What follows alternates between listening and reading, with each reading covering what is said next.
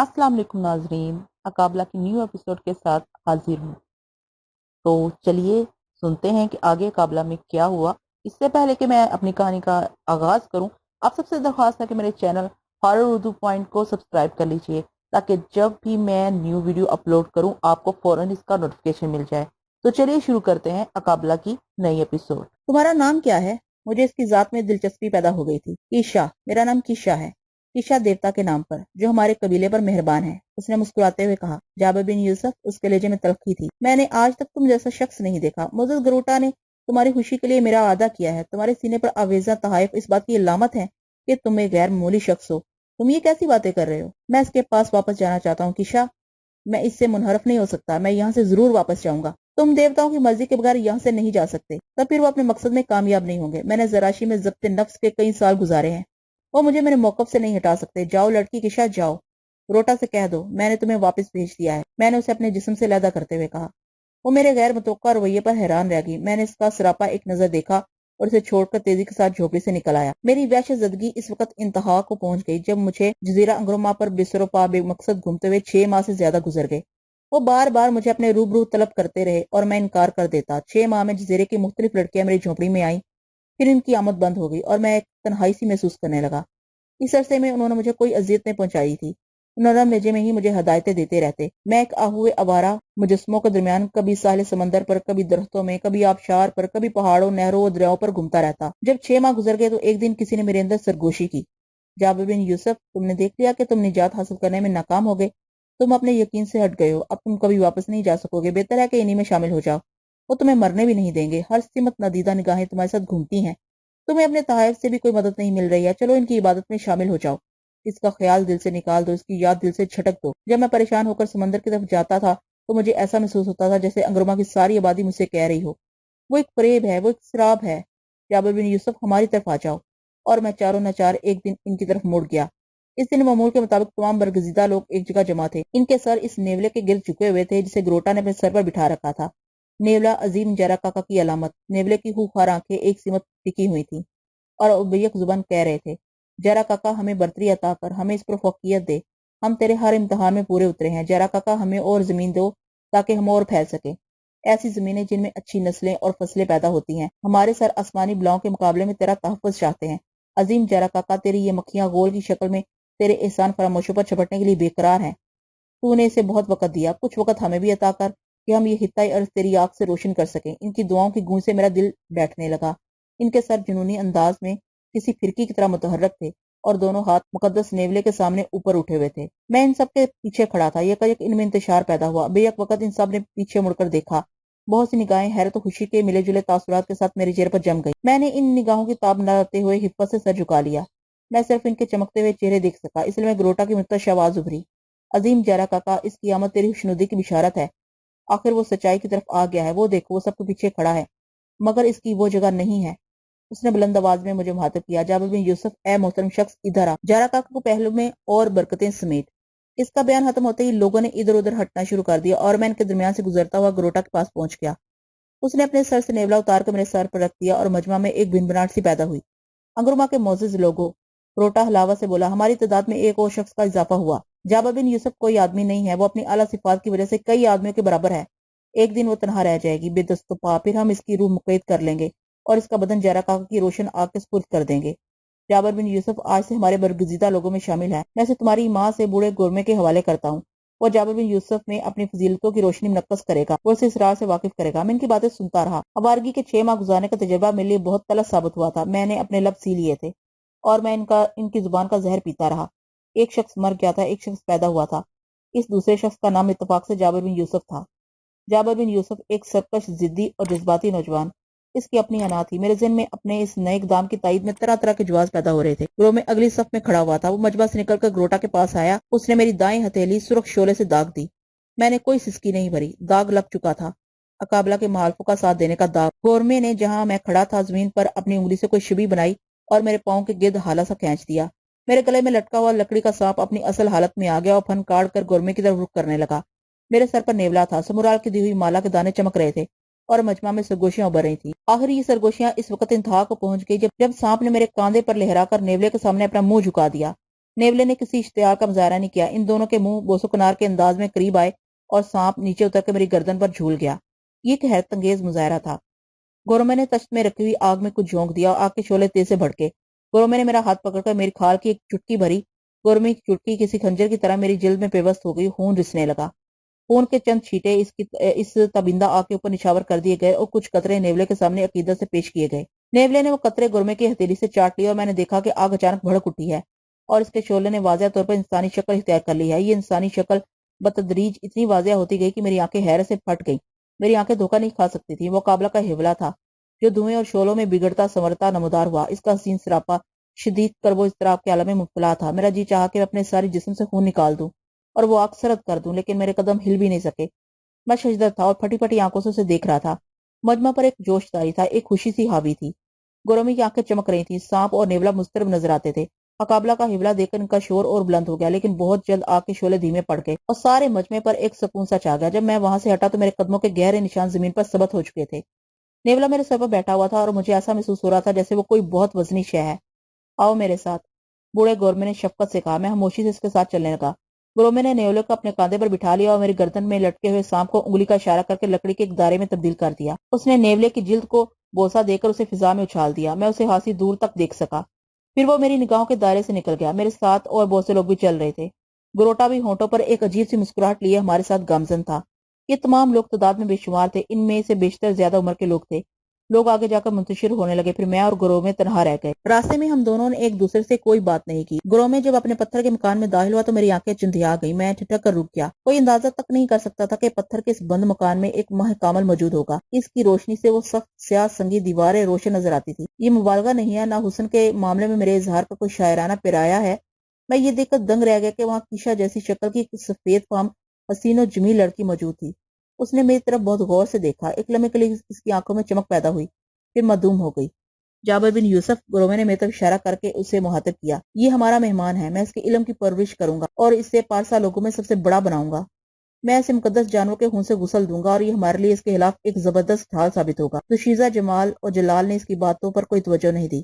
وہ ایک محبیت کے ساتھ میری طرف دیکھی. اس کی آنکھیں نیلی تھی، بال سیاہ اور چہرہ اتنا پاکیزہ، اتنا دلکش تھا کہ یہ قابلہ کی خاص کنیزوں ہی کا ترا امتیاز تھا. وہ ایک مکمل لڑکی تھی. کیشا اور اس میں بظاہر کوئی فرق معلوم نہیں ہوتا تھا. اس کے سوا کہ اس کی آنکھوں میں ذہانت کی چمک زیادہ تھی. اس کے اعتبار باوقار تھے.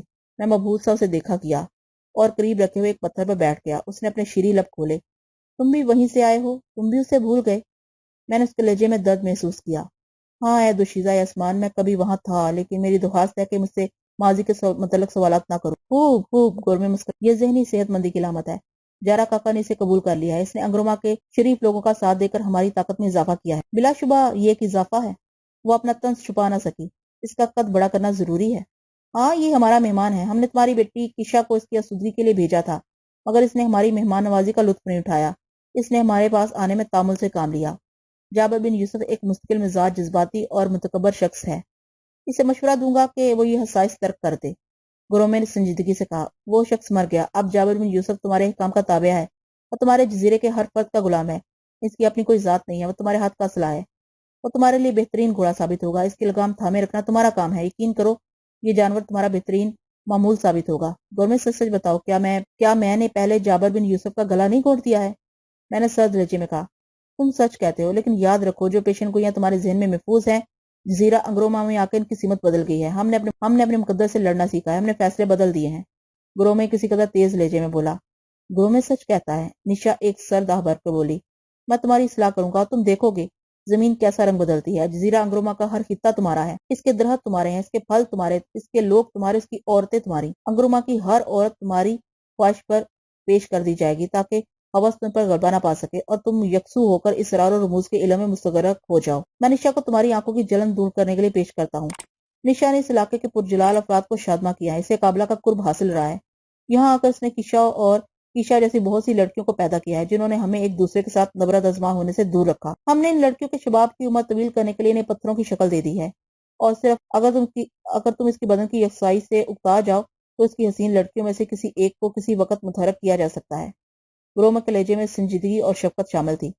میں نے گرومے کی موجودگی میں آگے بڑھ کر نشا کے خوبصورت مرمری ہاتھوں کو بوسہ دیا اور گرومے مسکراتا ہوا وہاں سے رخصت ہو گیا. ہم دونوں اس کمرے میں تنہا رہ گئے۔ تھوڑی دیر خاموشی کا تسلط رہا، میری دیوانگی میں اور تشدد آ جاتا، لیکن اسی وقت نشا کی آواز گونجی، ٹھہرو۔ اس نے حکمی انداز میں کہتے ہوئے اپنے سر کا ایک بال توڑ کر آنکھوں کے سامنے کیا اور اسے پھونک ماری۔ اس کی پھونک سے بال جلنے لگا، کمرے میں عجیب قسم کی چراند پھیل گئی۔ چاروں طرف نگاہ دوڑا کر اس نے شان بے نیازی سے کہا، وہ اب شاید کسی کو معاف نہیں کریں گے، تم نے اچھا کیا کہ ان کی باتیں قبول کر لی۔ اس کے سوا تمہارے پاس کوئی چارہ نہیں تھا۔ میں اس موضوع پر گفتگو نہیں کرنا چاہتا۔ وہ جانتی ہوگی کہ میں نے انگنت صبحیں اور شامیں انکار اور استدراج میں کاٹ دی۔ میں نے اپنا جسم خشک رکھا، میں اس کی توجہ کا منتظر رہا، پھر مجھے یہ فیصلہ کرنا پڑا کہ مجھے خود کو آئندہ دنوں کے حوالے کر دینا چاہیے۔ تم دیکھ ہی رہی ہو کہ میرے سینے پر تحائف جھول رہے ہیں، یہ یہاں بیکار ہو گئے ہیں۔ میں نے ان کے لیے کئی بار اپنی زندگی داؤ پر لگائی، لیکن یہ میرے کسی کام نہ آئے۔ تمہاری باتوں سے میں اس خوش فہمی میں مبتلا ہو گیا ہوں کہ تم پر اب تک اس عظیم و جلیل ملکہ کا تاثر قائم ہے۔ خاموش رہو، اس نے سسکاری بھری۔ گو میں نے افشائے راز کے لیے اپنا اقبال اپنی عمر کا 1 سال کم کر لیا، تاہم جن لوگوں میں اب تم موجود ہو ان کا درجہ بہت بلند ہے، وہ ماورائے علوم میں طاق ہیں۔ یہاں آ کر انہوں نے اپنا علم بڑھانے کے سوا کوئی کام نہیں کیا۔ اقابلہ وہ حسین دوشیزہ، اس کا قصر اب تو ایک خواب ہے، اس نے حسرت سے کہا۔ میں نے اسے خود سے اور قریب کر لیا۔ وہ کہنے لگی، میں نے کئی بار یہاں سے فرار ہونے کی کوشش کی، لیکن ہر بار انہوں نے مجھے اپنی طاقتوں کے ذریعے واپس کھینچ لیا۔ میں اقابلہ کے حکم پر غلاموں کے ایک طائفے کے ساتھ قائد اعظم کے شگون کے بعد جزیرہ امسا جا رہی تھی کہ انہوں نے سمندر کی لہروں کا رخ موڑ دیا اور میں یہاں پہنچ گئی۔ یہاں آ کر میں قبیلے کے سرکردہ لوگوں میں تقسیم ہوتی رہی۔ گرومے کے پاس بہت سی طاقتیں ہیں، وہ عرصے تک گھر سے باہر رہتا ہے۔ مجھے یہاں تک کھینچنے میں اس کا بڑا ہاتھ ہے، اس لیے میں مشکل طور پر اسی سے وابستہ کر دی گئی ہوں۔ وہ مجھ پر شک کرتے ہیں، لیکن وہ جانتے ہیں کہ میرا وجود ان کی برتری کے مقابلے میں بہت ناتواں ہے۔ فرار محال ہے، موت بھی محال ہے۔ ہر شخص نے یہاں آ کر شاید یہی فیصلہ کیا ہے کہ اب ان کے حکام کے سامنے سر جھکا لینا چاہیے۔ میں نے نشا کی زلفیں اپنی سانسوں سے اڑاتے ہوئے کہا اور زمین پر لیٹ کر میں نے اقابلہ کے التفات، اپنی کامیابیوں اور 13 بختیوں کی داستان اسے سنائی۔ دوسرے دن سے باقاعدہ میں نے ان کی عبادت گاہوں میں جانا شروع کر دیا۔ میں رات کو ان کے جلسوں میں بھی شریک ہونے لگا۔ وہ روز جمع ہو کر اقابلہ کے خلاف دعائیں مانگتے تھے۔ میری آواز نے کبھی ان کا ساتھ نہیں دیا، لیکن پھر میرے علاوہ خود بخود ان ہونٹوں کے ساتھ کھلنے اور بند ہونے لگے۔ میرا بیشتر وقت گورمے کے ساتھ گزرتا تھا۔ اس نے مجھے کمال شفقت، کمال انہماک سے بہت سے اسباق رٹانے شروع کر دیے۔ میں بھی اس کے لیے کوئی نیا اور کند ذہن طالب علم ثابت نہیں ہوا۔ میں نے اس کی ہر حرکت اور ہر عمل میں بے حد دلچسپی لی۔ میرا تجسس، میرا شوق اور میری کامیابیوں نے گورمے کو میری طرف کچھ زیادہ ہی مائل کر دیا تھا۔ وہ رات کو مجھے مجسموں کے درمیان لے جاتا، انہیں جگاتا اور انہیں مجھ سے متعارف کراتا۔ اس نے کشا کی کئی بہنوں کو بھی جگا کر میرے جذبوں کو مشتعل کیا۔ یہ لوگ بعد میں اتنے برے معلوم نہیں ہوئے، لیکن ایک کسک، ہاں ایک چبھن اس وقت ضرور محسوس ہوتی تھی جب وہ شدید طنز، شدومد اور نفرت و حقارت سے قابلہ کا نام لیتے تھے۔ میں اس گورمے کے ساتھ اس وسیع اور اس جزیرے میں ایک جگہ سے دوسری جگہ کا سفر کرتا رہا اور نہایت سعادت مندی سے ان کے اقوال، ان کی ہدایتیں اپنے دماغ میں بٹھاتا رہا۔ پرسرار علوم کے بارے میں سمرال اشمار اور اسٹالہ سے مجھے خاصی شد بدھ حاصل ہو گئی تھی، مگر گورمے کے 9 بہ 9 کرشمے دے کر مجھے اندازہ ہوا کہ یہ ایک سمندر ہے، جتنی گہرائی میں پہنچو نئی دنیا ہی نظر آئیں گی۔ میں نے لیگو کھایا تھا، سانپ اور آدمی کا خون پیا تھا، میں برسوں آگ کے گرد بیٹھا تھا۔ اب اگر میں اپنی غلاظتوں کے بارے میں کچھ کہوں گا تو یہ کوئی نئی بات نہیں ہوگی۔ بہتر یہی ہے کہ میں اپنی سرگزشت بیان کروں۔ گندے جانور، خون، کھوپڑیاں، آگ اور طرح طرح کے عمل جادو گلجراہی کی طرح ہوتا ہے۔ سنسان اور ویران جگہوں پر، اول اندھیرے غاروں میں گورمے نے میری تربیت کی۔ کامیابی کے ساتھ ساتھ میری اشتہا بڑھتی گئی۔ میں نے گورمے کو کسی شب سکون سے نہیں سونے دیا۔ پھر ایک روز ایسا آیا کہ گورمے چاند کے زوال کے دنوں میں مجھے گھنے جنگل کے درمیان لے گیا۔ اس کے ہاتھ میں ایک مشل تھی اور آج اس نے اپنا پورا جسم بطور ہاتھ رنگا تھا۔ میرے ہاتھ میں اس نے ایک پیالہ تھما دیا جس میں ایک سیاہ سیال چپچپا مادہ بھرا ہوا تھا۔ گورمے روزانہ ہی کوئی نہ کوئی خطرناک عمل کر کے مجھے حیرت زدہ کر دیا کرتا تھا، لیکن آج وہ صبح سے مختلف قسم کے حشرات الارض پکڑ کر انہیں اپنے طلسم خانے میں ایک سیال مادے کی شکل میں تبدیل کرنے میں لگا رہا تھا۔ سمورال کی طرح گورمے کا ایک کمرہ طلسمی کاموں کے لیے وقف تھا۔ گورمے مجھے درختوں سے ڈھکے ہوئے جنگل کے ایک ایسے حصے میں لے گیا جہاں دن کے وقت بھی سورج کی روشنی مشکل سے آتی تھی۔ اس نے وہاں کی نم زمین سے کچھ مٹی کریدی اور اسے اپنے ہاتھوں اور پیروں پر مل لیا۔ اس نے مجھے اشارہ کیا کہ میں بھی اس کی تقلید کروں۔ میں نے کوئی پس و پیش سے کام نہیں لیا، ہم دونوں ایک درخت کے سہارے اکڑوں بیٹھ گئے۔ درخت میں پتھر کی چند مورتیاں نصب۔ گورمے نے زور زور سے ایک عمل پڑھنا شروع کر دیا۔ میرے لیے اگلے میں تجسس کے تھے۔ میں بھی گورمے کے الفاظ بمشکل دہرانے لگا۔ اس نے سیال مادہ پیالے سے نکال کر مسل سے جلانا شروع کر دیا۔ مادے کی بو اتنی شدید، اتنی گندی تھی کہ میرا دماغ پھٹنے لگا۔ پھر اطراف میں ایک ایسی ہوا سرسرانے لگی جس میں کسی ذی ہوش کا سانس لینا مشکل تھا۔ گورمے پر وحشت سی طاری تھی، وہ زور زور سے اپنا عمل پڑھ رہا تھا۔ تھوڑی دیر میں جنگل جیسے جاگ سا گیا، پھر چرند پرند کے خوفناک شور کے باعث مجھے اپنے قریب بیٹھے ہوئے گورمے کی آواز بھی صاف سنائی نہیں دیتی تھی۔ تھوڑی ہی دیر میں جنگل جیسے جاگ سا گیا، چرند و پرند کے خوفناک شور کے باعث مجھے اپنے قریب بیٹھے ہوئے گورمے کی آواز بھی صاف سنائی نہیں دیتی تھی۔ میں اس کے اور قریب ہو گیا سیاہ مادہ جل رہا تھا اور اس کی بو نے شاید سارا جنگل اپنی لپیٹ میں لے لیا تھا۔ گورمے نے میرے ہاتھ میں مشل تھما دی اور اپنا ایک ہاتھ مادہ جلانے میں مصروف رکھا، دوسرے ہاتھ سے اس نے اپنے گلے میں پڑی ہوئی لمبی ہڈیوں کی ایک مالا اتاری اور اس کی نوکوں سے زمین کریدنے لگا۔ ہڈیوں کی نوک کا زمین پر لگنا تھا کہ بہت سی کربناک چیخیں ایک ساتھ بلند ہوئیں اور آنن فانن بونے قد کے دو بہت عجیب الحرکت جانور ہم سے کچھ فاصلے پر نمودار ہوئے۔ میں مشل کی محدود روشنی میں ان کی ساخت کا فوراً اندازہ نہیں کر سکا۔ میں نے تاریخ براعظم کے کسی علاقے میں اس سے پہلے ایسے جانور نہیں دیکھے تھے۔ ان کا چہرہ کسی انسان سے مشابہ تھا لیکن ان کے پیر جانوروں کی طرح تھے، یوں کہیے کہ ایک نئی ساخت کے لنگور تھے۔ ان کے جسم میں ایک روشنی تھی، ایسی روشنی جس سے کرنیں پھوٹ رہی ہوں۔ وہ ان کی 2 آنکھوں بلکہ 4 آنکھوں میں تھی۔ وہ آتے ہی زمین پر لوٹنے لگے۔ وہ ناقابل برداشت تغین ان کی چیخیں، ان کی آنکھوں کی مقناطیسی چمک دے کر میرے لب ٹھہر گئے۔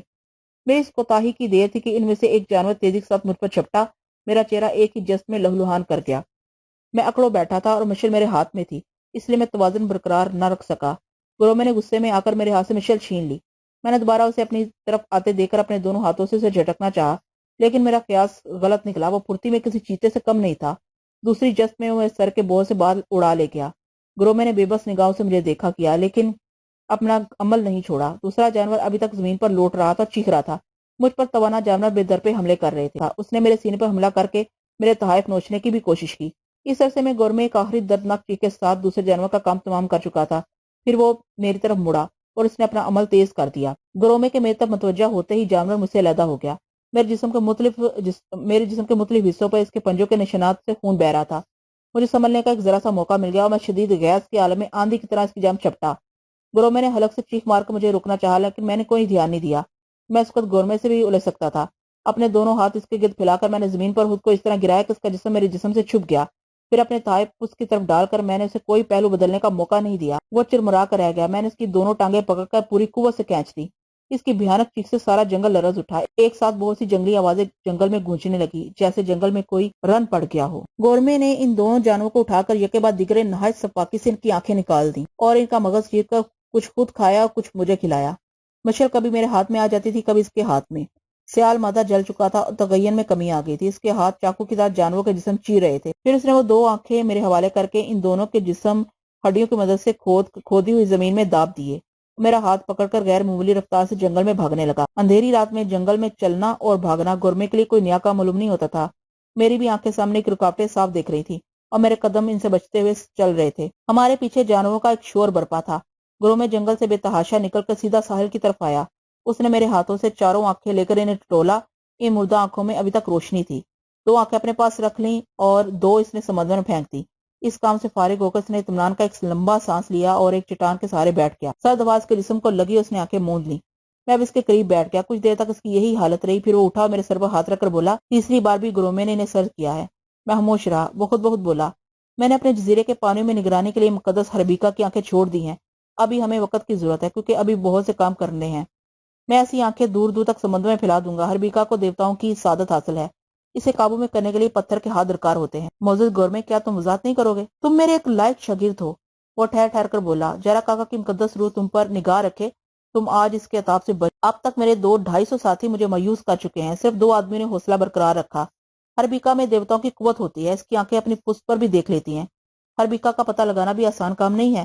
میں ہمیشہ ان کی جستجو میں رہتا ہوں۔ اس بار انہیں قابو میں کرنے کے لیے میں نے تمہیں منتخب کیا تھا۔ تم نے حوصلہ ہار کر بھی حوصلہ برقرار رکھا۔ تم نے ایسی طاقت کا مظاہرہ کیا ہے کہ انگروں ماہ میں کوئی شخص آج تک یہ جرت نہیں کر سکا۔ پہلے سے کچھ نہ بتانے کی وجہ یہی تھی کہ کہیں تم ہربیکا سے خوفزدہ نہ ہو جاؤ۔ گرومے کے ساتھ چند ہی برگزیدہ لوگ یہ عمل انجام دے سکتے ہیں، مگر یہ آنکھیں اور اس کا مغز، یہ آنکھیں، اس نے انہیں چومتے ہوئے کہا، یہ آنکھیں انگروما کے قریب آنے والوں کو دور سے تاک لیتی ہیں۔ میں نے ان جوڑوں میں سے ایک ایک سمندر کے سپرد کر دی ہے، ایک ایک میرے طلسم قدر کی زینت بنے گی۔ جب سمندر میں کوئی خطرہ ہماری طرف آ رہا ہوگا تو یہ روشن ہو جائے گی۔ اس عدسے میں ہم اپنے دوستوں اور دشمنوں کو پہچان لیں گے۔ اس نے گہرا سانس لیا۔ وہ مغز جو تم نے ابھی کھایا ہے وہ طاقتوں کا خزانہ ہے۔ تم جلد ہی محسوس کرو گے کہ تم نے کیسی بلندی حاصل کر لی ہے۔ گرومے ان آنکھوں سے بچوں کی طرح کھیل رہا تھا۔ وہ اس وقت بہت خوش تھا، جیسے قارون کا خزانہ اس کے ہاتھ لگ گیا ہو۔ اس نے بستی میں جانے سے پہلے 2 مجسموں کو بیدار کیا۔ 2 حسین لڑکیاں ہمارے ساتھ ہو گئیں۔ گرومے پورے مسرت سے کھلا جا رہا تھا۔ آگے جا کر وہ مجھ سے علیحدہ ہو گیا اور میں ایک درخت کے نیچے اپنی ساتھی لڑکی کے ساتھ دراز ہو گیا۔ صبح ہوئی تو وہ لڑکی غائب تھی اور میرے گرد ایک ہجوم جمع تھا۔